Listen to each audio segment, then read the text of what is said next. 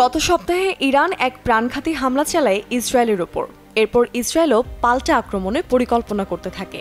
তবে ইরানের উপর হামলাটি প্রাথমিকভাবে আরও ব্যাপক আকারে চালানোর উদ্দেশ্যে করা হয়েছিল, কিন্তু ইসরায়েলি কর্মকর্তারা তাদের মিত্র দেশগুলোর কাছ থেকে এ বিষয়ে ইতিবাচক কোনো সমর্থন তো পায়নি, উল্টো মিত্রদের মাত্রাতিরিক্ত চাপের কারণে সেই সিদ্ধান্ত থেকে সরে এসেছে।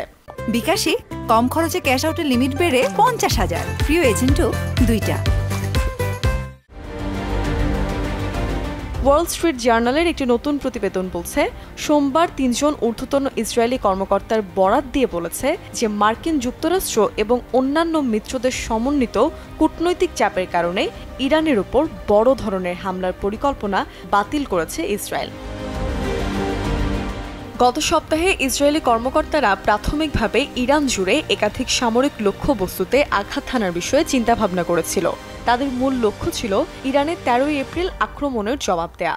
এই প্রতিবেদনে আরও দাবি করা হয়েছে যে এই ধরনের একটি ব্যাপক এবং ভয়াবহ মামলা ইরান কোনোভাবেই হালকাভাবে নেবে না এবং এটি ইরানের পক্ষ থেকে আরও বড় প্রতিশোধমূলক পদক্ষেপের সম্ভাবনাকে বাড়িয়ে তুলবে।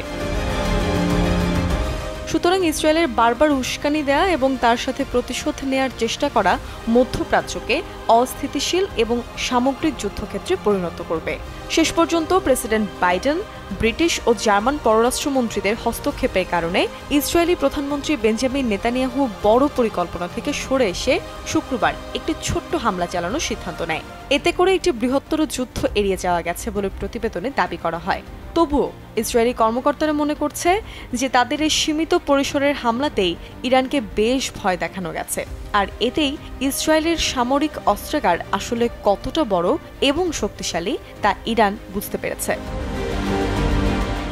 তবে ইসরায়েলের এই হামলা নিয়ে যে ইরান একেবারেই বিচলিত নয় তা ইউএনএসসিতে ইরানের পররাষ্ট্রমন্ত্রীর প্রতিনিধি দলের একজন সদস্যকে জিজ্ঞাসা করলেই বোঝা যায়। সদস্যটি বলেন, ইসরায়েল কি এমন হামলা করেছে যে ভয় পেতে হবে? এটা আবার কি ধরনের হামলা? কথিত ইসরায়েলি এই ড্রোন হামলাটি করা হয় ইরানের শহর ইস্পাহানকে লক্ষ্য করে।